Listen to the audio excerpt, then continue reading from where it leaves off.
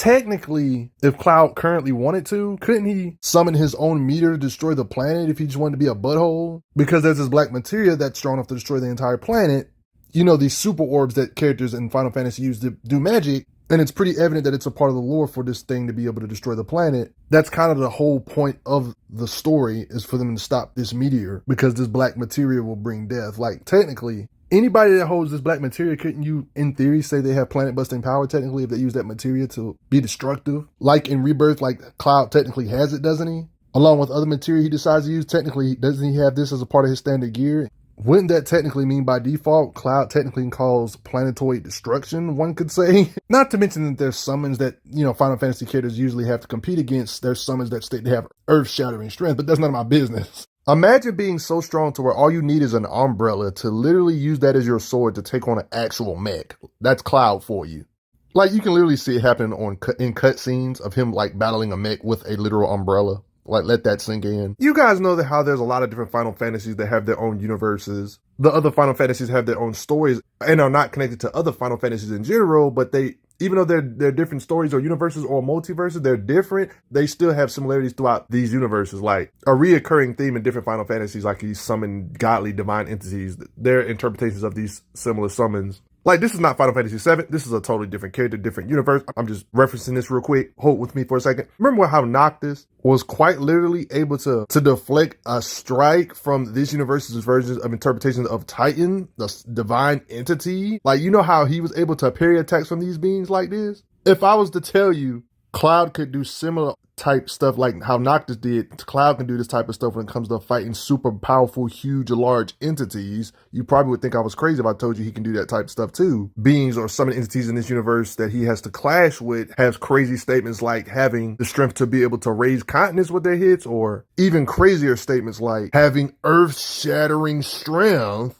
There's a lot of reasons for it, which you're going to see throughout this video on why he's that strong or why he can hit that hard. Oh boy, Cloud. Final Fantasy VII, the original. Final Fantasy VII Remake. Remake of the original. Adding extra lore and stuff like that. The strength of the original Cloud is a beast. The strength of the remake Cloud is a beast. For safety purposes, I'm going to stick with the remake for this video. But I will be using stuff from this, for example, because it's kind of like a remake. They kind of did remakes. They changed a few things here. So that stuff will be used. Let's analyze Cloud of Remake Saga, Remake and Rebirth, 2 games. Let's get it. There's certain things I'm going to have to bring up from the original, though, because some stuff is just so drastically similar that I have to bring it up. The way this universe works is that it kind of feels anime-centric a little bit, like, meaning that you can do extraordinary things with just hard work and training. But here's the thing about Cloud. He's, one could say, enhanced, even though it's confirmed in, you know, Crisis Core and stuff like that. It's confirmed that your mind and body acting together as one. You can achieve a lot when your mind and body act together as one, apparently, via training and just working hard. Like, it's pretty much explained by Sephiroth. He explains it best. It's explained that an average soldier member is Mako-infused humans that enhance with energy. That's why they're able to do physically superhuman stuff. One could say part of that's the reason. They're enhanced, but still human. See, in this universe, there's like a mad scientist. Yeah, he does experiments on beings. Yeah, so there's like monster creatures that are more Mako enhanced. That doesn't necessarily mean they're stronger. Somebody that's not as enhanced like Cloud, which you're going to see in this video, are stronger than a lot of them, even though they got a lot more Mako in them. Stated here, when Sephiroth was talking to Zack about the Mako levels, they're much higher than a soldier's. Abominations spawned by Mako energy. That's what monsters are in this universe. Interestingly enough, Cloud was in these little testing tubes. So yeah, he did indeed get enhanced. But don't credit his power on just his enhancements, though. Because like I said, there's creatures that have more Mako enhancement. But Cloud, you're going to see in this video, I'll defeat a lot of them still. It was even so bad he got Mako poisoning. Cloud has a pretty much messed up brain memories. He doesn't know what's real and who he is and things like that. And just for those that are like confused about how this universe works, Mako is the lifeblood of our planet. Like the planet itself has lifeblood. The planet bleeds green like we bleed red. Like Barry explained here. So it makes sense for him to be able to do the superhuman stuff when he's literally enhanced more than any other human. He has like a jump start above your average human, one could say, because of the Mako. Because Mako's the essence of life itself, of memory and hope. This energy that these soldiers, Cloud is enhanced with because he was a test subject or whatever, this Mako is a resource that can be used to keep the lights on, like electricity, stuff like that. Like they say, transform the Mako into fuel and electricity that powers everything we do, you know. Similar to how Zack is enhanced with Mako, Cloud is also enhanced by this being known as Genova's power, like an alien entity, Calamity, that came from the stars, runs through Cloud as well, just like Zack. That's why you see certain people eat soldiers' hair and such. When it comes to how he likes to fight, he uses this big old sword known as the Buster Sword. He trains in his spare time. Like fighting other beings that are similar to him a little bit, it shows his sword skills while multitasking, while riding a bike, for example, parrying. I mean, he already gets most of the ladies when it comes to skills. He got girls after him for days. But, I mean, part of this is strength too, but yeah, it shows his skills against, like, the head of Shinra right here, like the heir to the throne, Rufus Shinra. We see him parry attacks consistently. And eventually gets to the point where he disarms him of his gun to where he had him at his mercy, technically. I mean, it's obvious he's just above Shinra when it comes to skill and power. I mean, every time Shinra has to get like a guard super dog to help him out or bail him out, you know. It's like a common theme. And even then, Cloud still ends up getting the advantage over him. Cloud even goes as far as saying, you're good, but you'll never be a soldier level being. He seems to be very skilled with a motorcycle, using it as a weapon. And when it comes to his aim, look how he throws the sword right next to him to kind of intimidate him. Could have murked him if he wanted to. And there's some implications throughout the adventures or time he does get stronger or faster, apparently. One of the main reasons that Cloud is powerful is because of his versatile abilities or techniques he can do, which is pretty much explained here by Sephiroth. There's these like special orbs they can use on their gear and things like that to allow them to tap into the planet's power to perform magic, in a way giving them blast power or energy projection. There was like these predecessors that back in the day known as the Ancients, the Cetra. Their knowledge was sealed within each orb, Materia. But Materia is standard gear that pretty much all the main characters have that allow them to use energy projection. Cloud is no exception to this. Like, you literally see it in cutscenes. It's not a game mechanic. They can literally use this type of stuff in cutscenes. Cloud can use this Materia to do versatile techniques. Like, for example, he can literally summon creatures or supernatural entities to help him in battle. These same supernatural beings are even shown in cutscenes. So yeah, these beings do exist, like in the lore. So depending on the materia or orb that Cloud, you know, the orbs that he uses with him sometimes, depending on which orb they have on him, you got to deal with him or possibly a supernatural entity being like Ifrit or something. He can just aid in battle depending on what materia or orb he has on him at that moment. These orbs or materia is what basically makes Cloud or any other main Final Fantasy VII character very versatile when it comes to being able to use all kinds of different elements and such. And we literally see in cutscenes of them using materia in the cutscenes and put it in their weapons. So yeah, that is a part of their gear. And it's pretty much confirmed, yeah, they can fire energy blasts. Cloud admits he can help with helping people learn how to fire energy blasts. With materia, he can blast with all different types of elements like fire, ice, blah, blah, blah, blah, blah, blah, like all the major elements you know of. But the way Cloud fights, even without necessarily talking about materia, he still can pretty much hit hard with just using his sword the old-fashioned way. Because there's been plenty of occasions in the game cutscenes that we actually see energy envelop his sword. He can basically do energy projection by doing Mako enhanced sword slashes to slice beings from far range like a sword slash. It's a common theme when it comes to when seeing him project his sword with energy. There's implications he can definitely do this. You're probably thinking, oh, this is just materia. No, this is not materia, him doing it. This is Mako enhanced stuff. Like his actual body is enhanced with Mako. He's using Mako enhanced slashes. He can literally shoot out energy sword slashes.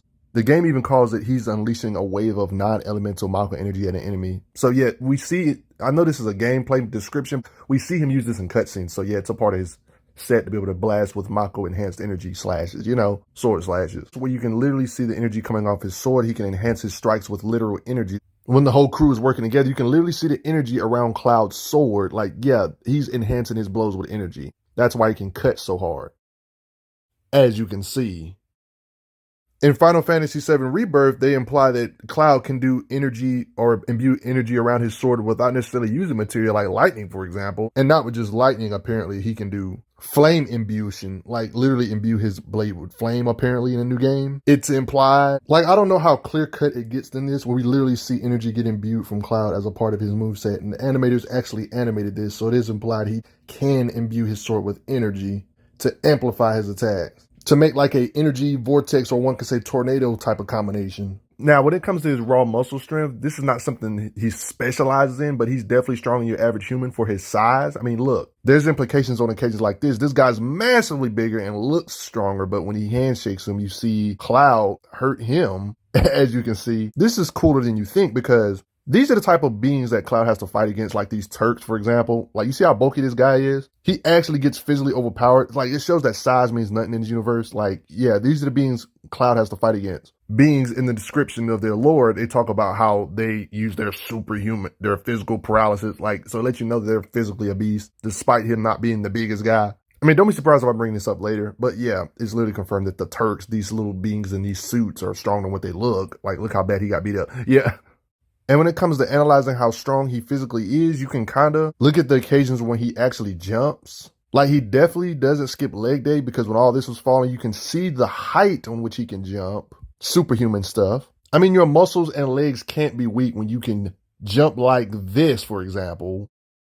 Like, these kids had to weigh at least 80 pounds each, and he just literally picks up both sets of kids up and literally jumps this distance. Stuff like this, he makes it look easy when it's harder than you think. Not to mention carrying that heavy sword on him. Like, I know Tifa's probably not heavy and everything, but you try to lift somebody and launch them that high in the air like that. Tifa, somebody that has to weigh at least 130-something pounds, he just launches in the air that far. You see what I mean? Superhuman muscles for Cloud. I mean, you do me a favor. Tell me a normal human in real life that can jump several feet in the air like this, for example. But the best way to get a full understanding of his strength is not what he can lift, but the showings of him hitting stuff with his sword attacks. Like, what can he break using his blade? Like, that's the type of stuff. Cutting power. Like, that's the best way to understand how hard he can hit. We've actually seen him hit without necessarily using a sword. It was just straight blunt kicks. I mean, you got stuff like this of him tossing soldiers aside. One could say this is a combination of his physical muscles and him enhancing his sword with energy. He can produce Mako energy, cut this bite. So if you're a soldier, human, or literal metal bots, he can toss you aside. It's a common theme. These fighter beings are nothing to him. And outnumbering him just ain't gonna work. He can just hit you that far. Like, these beings definitely have more Mako. I was talking about this earlier in the video about how there's certain beings that have more Mako. That doesn't mean they're stronger than him, because Cloud is clearly above these beings. Even if there are multiple of them, they just get one-shotted. Like this. And we're not even going to talk about if they team up as a party. Yeah. One shot. Heavy steel, he can just launch in the air. When all of this debris is thrown, like, yeah, all of this debris, Cloud can literally deflect such things. And slice through thick concrete, like very thick slabs. When they're fighting Super Genova type creatures, he can easily slice through tentacles. Cloud, do me a favor and stop messing up Roche's bike. I mean, he's forever messing up the bikes that Roche is on. In this occasion, he actually sliced the bike in half with his sword cutting power. In this occasion, you can literally see them fight like a house that's basically alive and do major damage to it with his cutting power. I mean, you got occasions where we've literally seen him make omnidirectional shockwave just by hitting the ground, for example, with sword slashes. Don't give him a motorcycle. He just sliced up the helicopter blades. Like, there's this company known as Shinra, of course, in this universe. It's a big company in this universe. Like, they have like these super mechs. We've seen him actually cleave through these thick steel super mechs with his sword. I mean, you guys know the routine. These Shinra mechs, like this Valkyrie, for example. This is a team effort, of course, but we know Cloud, by amping his attacks with sword energy or whatever, he can cut it up with his sword slashes. I'm about 100% sure Cloud can pretty much slice up buildings. Like, these thick trains, he can slice through with his cutting power. I'm just saying. Like, trains like these, you see, are literally falling down, and Cloud has to slice through it, probably mixing in a bit of his Mako enhanced energy slashes with his sword and muscle, everything put together. He can slice stuff like this. And when it comes to them constantly fighting huge creatures way bigger than themselves, Cloud's consistently able to damage. And like, they've encountered a lot of beasts. Cloud be doing the finishing blow on them and stuff. Like, there was this demon wall entity, for example, that was blocking their path. And we literally see him make his own path by slicing thick stuff like this. I'm just saying. Being disrespectful, he definitely could probably slice through buildings. Cutting through them thick trains just further proves, and them big old creatures. I mean, just look how hard he hits the ground here and all this stuff caves in. The full scope of his cutting power makes buildings cutting stuff seem like a joke. Do you guys remember early in the video how I brought up how he can summon certain entities during battle thanks to materia? These orbs, you know, these special orbs that people use in this universe. So he can basically call for outside help at will, one can say, via summon, depending on which materia he has on him at the moment. But what if I told you, when it comes to the strength of Cloud, these, like, certain party members of this universe can compete with the actual mythological beings they summon. Like, there's a lot of mythological godlike creatures, like, you know, the Phoenix, Shiva, Ifrit, Bahamut, different versions of Bahamut. And they all specialize in using different elements and they have different fighting styles. But when it comes to raw destructive power, a lot of them are very destructive when it comes to raw power. And characters in this universe have actually fought one-on-one with summons. Like, yeah, this being known as Zack isn't necessarily Cloud, but he's extremely similar to Cloud in power levels and fighting style and everything. They're basically similar in power level, one could say. Like, we legit seen Zack and beings like that actually take on actual summons and fights to show that they can hang with these beings and just raw power output. Same with beings like Sephiroth, which I haven't even got to Sephiroth yet, but like, yeah, Cloud competing with Sephiroth, and Sephiroth's able to do this to summons.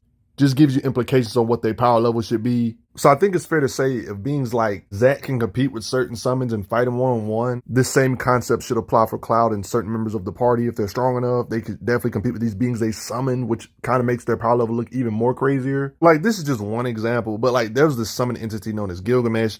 That was a ridiculously strong being and a great fighter. We've seen Cloud actually clash swords with to show like these summoned entities are just not like outside their ballpark when it comes to physical attributes or just hitting power and stuff. Not to mention Cloud has even got the edge over him in a one-on-one when he wasn't at his full power, of course, but still. It shows that this being would need to be at higher power levels to even be able to match Cloud one-on-one, so it shows that Cloud is actually stronger than certain summons in certain situations. Keep in mind that beings like Gilgamesh are so powerful. Like, he's not no, like, just weak summon entity. Like, there's, like, temporal rifts, like, for example, here. We've seen Gilgamesh actually slice these rifts open to make them wider, so it lets you know these beings are pretty powerful. So when we start bringing up other summons that Cloud could possibly be comparable to or stronger than certain ones, depending on how you look at it, when it comes to destructive power, you gotta get an idea of how strong these summons are to understand Cloud's might, because they literally compete with these beings. Like, you can quite literally see the summon come out.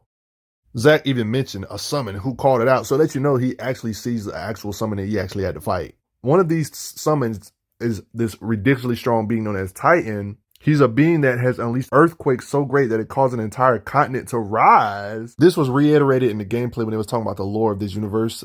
In the myths, he created a massive earthquake. A vast land rose from the sea because of him. They even talk about here about Titan possesses earth-shattering strength. He is capable of crushing whole mountains with his fists. Earthquakes would occur if Titan was angered. Like, sure, we never seen Cloud and Titan fight in the narrative or in cutscenes or nothing, but there's a good chance, since we know these Final Fantasy characters can fight certain summons, Cloud could be able to clash with beings that can level mountains. I think it's safe to say, like, there was a lot of statements about Titan, but like, I think it's safe to say if Cloud was to fight him in the actual real world, he would not be a flea in comparison based on more stuff I'm gonna show you a bit in this video about him compete with Sephiroth and stuff. But yeah, there was a lot of statements about Titan. As a bare minimum, their sword slices or attacks should be similar to mountains. Mountain shattering should be realistic, or mountain trembling. You know, them being able to compete with certain summons, they would have to be able to shatter mountains to even be able to compete with certain summons. A lot of the summons can do a lot of destructive similar stuff. And then you got statements like this that could imply Cloud or the party's attacks are even crazier if they can compete with summons that have enough raw power to make continents or continent rise or multiple cities rise or islands rise. Wouldn't technically mountain shattering attacks from Cloud and the party be like, as a bare minimum, that would be kind of technically disrespectful? Like, I want you guys to get a perspective on these summons. Yeah, like, look at this. They said continent rise up, creating the grasslands. Like, look at the map of the world. Like, you see all this ocean, see this big old continent. So it seemed like they wasn't exaggerating. Like, all this area right here is considered the grassland. Like, this right here is the city of Midgard. Like, this is actually a whole city. This whole area is technically the grasslands. These summoned entities can apparently make stuff like this rise up. I mean, this is how Midgard, the city of Midgard, looks through all these buildings. And Titan made like a large structure way bigger than a surface area like this rise up. What does that say about Cloud and the party's power being able to compete with different summoned entities of this universe? What does that say about how hard they can hit to even be somewhere in their ballpark? And do you think Cloud, without the Black Materia, is a planet buster? It states Titan, he possesses earth-shattering might. And the thing about, there's other summons that they have OP statements about too. Like, Odin is a being in the Final Fantasy lore that is stated to be capable of cleaving anything in two, even the fabric of creation or the time between the seconds. Chadley even funnily compares his sword to Cloud's. Like, it's not a guarantee on who's the stronger. The fact that they're having fun comparing them just a little bit lets you know that they're not that weak compared to these summons. And we've seen Cloud clash with certain summons. You know, just take that as you will. I would like to add that Remake will probably have their own versions of the Advent Children events too, so it's more than likely in the future we might see Cloud replicate such feats we see on screen here too, so then there's that you got to think about. Like, I want to reiterate, yeah, I'm not really going over the original timeline feats really, or the original saga feats, but we've literally seen like Cloud in cutscene type, movie type animation fight actual summons, and his attacks actually affect the summon, even to the point where the summon blasts him and he goes through the attack. So there's basically a high likelihood that the Cloud and Remake can do similar stuff. Or Rebirth. to be able to damage such beings. Similar to how Zack can fight on par with actual super summon divine entity like Ifrit, for example. The same way Zack can battle other summons like Bahamut. Just keep in mind that summons can go to their own little pocket dimension, which has their own version of the planetoids. Like Bahamut, for example, has the blast power to do catastrophic damage to a moon type structure. Not the real moon in our real reality, just a different reality version of the moon, but a moon planetoid size structure nonetheless though. And you guys know who Sephiroth is. I'm going to bring him back up again later in the video, but Sephiroth became ridiculously powerful and got different modes, literally merged with these entities known as Arbiters of Fate that connect to the planet's destiny itself across of all time and space. Apparently the will of the planet itself, like actual destiny being controlled. Like I'm talking about that kind of stuff. Sephiroth in this scary state commands these things. Cloud and company clash with them, Cloud with his sword attacks. Like these whispers can make their own versions of these summons. The more further implications of these beings can really fight these summons, Cloud included. If this doesn't prove that he's on par with these summons, I don't know what is. These whisper summon entities made by these arbiters seem to have similar abilities to the actual summons that we've seen when it comes to abilities and powers.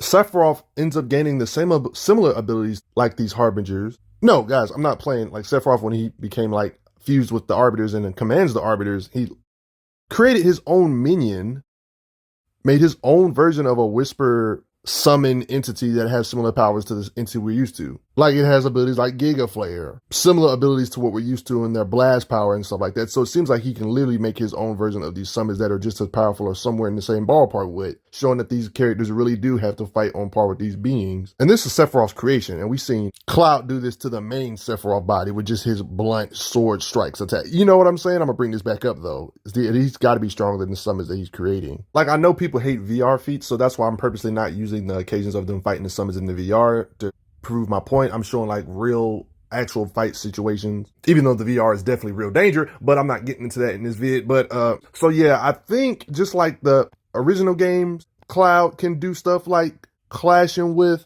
Bahamut's energy beams that could devastate moon-sized structures and stuff. I think the remake pretty much confirmed he can do that too against Remake's Bahamuts. Or Bahamut replicas made by Sephiroth or summoned by Sephiroth in that superpowered state. The Whisperer Bahamut, the weight of Cloud's swing should be similar to the bombs or beams that Bahamut can produce, mean moon shattering type of impacts or sword slashes for Cloud.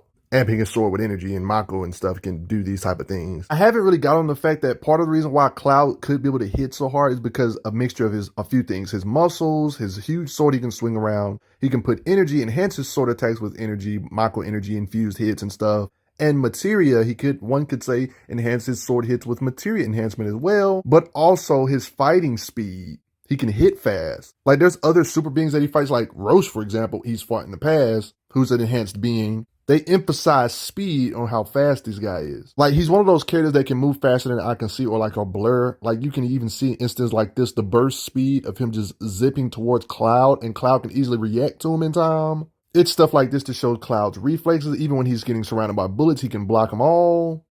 We've actually seen him react to missile type of stuff. When we're talking about combat speed, yeah, bullets are literally too slow. Like, don't even try it. We've seen him compete with super fast fighters like Reno, who are literally described as being lightning quick. I mean, it seems like an exaggeration, but when you see it happening in cutscenes, it seems pretty accurate, because they explain his lore right here. But when you see the cutscenes, it looks like lightning type speed to me. It seemed like that wasn't an exaggeration. He can react to this kind of combat speed, despite Reno being able to move from point A to point B this fast. Notice in this situation, he didn't have the sword in his hand yet, and he was still able to put the bullets in the way while they was mid-flight. So it shows his combat speed being faster than bullets. So it's pretty much confirmed he can react to things that are at least bullet speed. Other fast beings that are good fighters zip towards him, he instantly reacts to their attacks. He can not only react to your bullets while they're mid-flight, but he can also blitz to you faster than you can even do anything. But if you want to take this description seriously and say Cloud has to be at least lightning level fast, I would definitely say that's possible too. That would imply his eyes or reflexes can react to lightning level fast stuff.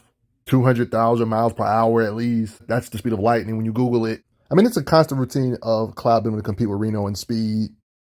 It doesn't seem like a gameplay mechanic. We see Reno zip here, like with the lightning orb around him. So it seems like he has superhuman like movement speed. I mean, there's plenty of occasions where they start shooting first and Cloud's sword is behind his back and he's fast enough to move his sword in the way after they are fired. So it's not like he's aim dodging or aim blocking or predicting that they're about to shoot. They're literally shooting first and he's moving his sword after they're shot. It's moments like this that emphasizes reflexes. There's moments when he's like completely off guard and he's able to react that quick. Like, yeah. In this occasion, it's implied that these bullets are enhanced bullets. They're probably faster than normal bullets. You know, Shimmer's like an electric power company that has insanely high tech, and he's the main Shinra person, so he's still able to react to stuff like this. There's certain occasions that could imply he could be even faster than lightning when it comes to his reaction time. But this beam was shooting like, looked like plasma, or at least looked like a light laser beam. He was able to block that.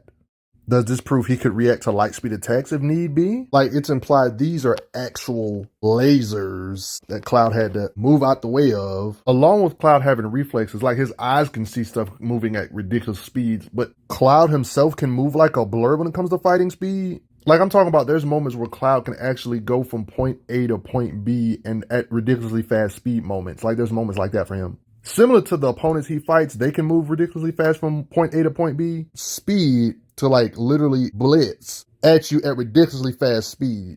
Like he has reflexes, he will mix that reflex speed or being able to swing the sword ridiculously fast with his movement speed to be able to zip across the field real fast. Cloud himself can move like a blur, and the beings they have to compete against, the Turks, these people in the Shimmer organization, we've seen them move like a blur as well. Turks, they're a small unit of elite operatives, so let you know these beings are not normal, and they're superhuman in their own right. Matter of fact, Cloud's combat speed or fighting speed is so crazy, there's times where it looks like he literally vanishes or disappears, goes invisible to the eyesight. Like right here, like how he zips around the place, like it shows his fighting speed. Downplaying Cloud, he should have sword slashes, at least, not the most, not his max potential, at least being able to have the raw power to hit with falling meteorite type of slashes, you know, just being disrespectful. I don't really see no reason why Cloud wouldn't be able to cut mountains or even things bigger, you know, stuff like that. You remember these orbs that I brought up earlier, Materia? These things kind of help them be more powerful. When we bring this into the equation, guys, in theory, couldn't Cloud technically, since he has the Black Materia, he could technically just destroy the planet if he wanted to, right? Because in literal cinematics and cutscenes, this is not game mechanic wise. Like we literally see him actually get like the meteor, like puts it in his sword, like this overpowered Materia, this orb that makes him do super powerful stuff. We even seen footage of like possible visions of what the Black Materia could do. This Black Materia was strong enough to destroy the planet. They even talk about it here. The Black Materia shall summon the destroyer of worlds. Implied, if you have the Black Materia, you would technically have this kind of power. But you know, Cloud's not a butthole or evil being, but he technically could do this. Wouldn't that mean he could technically destroy the planet if he could just summon a giant meteor and it'll be the end of all? Another statement is, oh, you can destroy the planet. Yeah, Black Materia. A catastrophic meteor. Yeah, this was threatening the whole planet. This is something they're trying to fight against. There was like this even super demon gate that blocks the path so people can't get to this world-destroying Black Materia. So I guess technically with the Black Materia, Cloud would technically easily be a planet buster without even no debate, really. The Black Materia itself is literally a threat to the whole planet. I personally hope they give him some meteor-themed attacks in the newer game in the part 3 of the trilogy of the Remake saga. I hope that happens. But not even counting the Black Materia. I mean, I already showed in this video that Sephiroth can like one-shot summons in like normal form. Like Sephiroth is evolved and got like these crazy-looking, angelic-looking forms that Cloud had to fight against. It kind of lets you know how strong Cloud would have to be. Sephiroth was fighting in 2 different worlds at the same time. Cloud and Zack were fighting him at the same time. They even explain in the lore about this Sephiroth Reborn, this angelic-looking form. He talks about how he's a resurrected being who now wields unimaginable might and commands the Arbiters of Fate. See, these Arbiters of Fate, they had to fight in the first game. Like, this is apparently what Sephiroth has control over now currently. Like, these Arbiters of Fate are things that appear when beings try to alter Destiny's course. So that these entities are kind of like conceptual type entities that Sephiroth like merged with. Or one can say command, like commanding destiny, the will of the planet itself, apparently. These whispers can do crazy stuff like bring you back to life if you're dying too early and you're not supposed to die, like how they did to Barrett here, for example, like altering fate. His death was not ordained by fate. So for Cloud and them to have to fight a Sephiroth that's powered up by something that kind of controls the flow of destiny, kind of ridiculous. We see Cloud clash with him multiple times. And these entities are super huge. As a party, they had to take this stuff on. Like, the crew is ridiculously strong. Cloud included in this convo. When you analyze them in the lore, they even talk about how these whispers, like this like different whispers. Like, you got the black whispers and the white whispers. These are unique arbiter of fates that oppose all who attempt to defy the inevitable, intrinsically connected to the planet's destiny across of all time and space. And Sephiroth, like this, is apparently commanding the arbiters of fate like an unimaginable might. Sephiroth's trying to defy destiny. This is giving an idea of how hard Cloud can hit. I mean, he's massive too. He controls the Arbiters. He commands them, and Cloud can hit him and imply to do some damage to him here with his cutting power. It was a team effort. Like, everybody had to come in and fight this guy. So I'm not trying to say he could have took him on right here one-on-one. Like you see right here, he cut off a piece of his horn as all of them working together at the same time still. Sephiroth became so mighty he can create his own version of the summon like I brought up earlier in this video. And guess what Cloud can do? I'm just saying. Cloud can hit that hard. There's a lot of weight behind those swings. So similar to how Cloud can clash blows with summoned entities like Gilgamesh, him even admitting that he's outmatched in this particular situation, and Cloud locking blades with him here. You know how there's some entities I already talked about in this video, like Titan, for example, can produce earth-shattering might. Do you believe if Titan was to punch Cloud, and if these two were face-to-face, do you think he would be able to deflect or block these earth-shattering punches from Titan based on all this information I've talked about? If you believe so, that would pretty much confirm that Cloud, even without Black Materia, could deflect attacks or hit with similar force to earth-shattering attacks from his sword slashes with energy imbued in them that can feel equivalent of like a planet Earth landing on your face or something. Not to mention that there's implications that if you're not respected by the materia, summoned materia, you can't use it if it's more than you can handle. So yeah, it's implications that they have to be able to match these summoned entities. Considering how strong they are, that just makes Cloud look more impressive. How strong do you think Cloud is? But what do you guys think? You're probably thinking, ain't no way Cloud and them can withstand attacks from beings this strong and durable. You got to remember, they're energy manipulators. So yeah, they have spells and energy type of attacks that increase their durability, for example. So that's probably what you're thinking, because you're probably thinking, these characters aren't even bulletproof. Well, when they put their shields up and stuff, they pretty much are. Yeah, it is true. They aren't bulletproof, but when they have their guard up and they have their shields up, they are bulletproof. But without it, yeah, they're like flesh and blood. You know what I mean? Before I get going, I gotta say thanks for the donations, everybody. Helps out a lot. Respect Cloud Strife, though, in the Remake saga. I'm glad you are enjoying your time on the channel. Make sure you check out the playlist on the channel to see other How Strong videos. If you like what this channel is offering, make sure you hit that subscribe button, and I will see you guys later.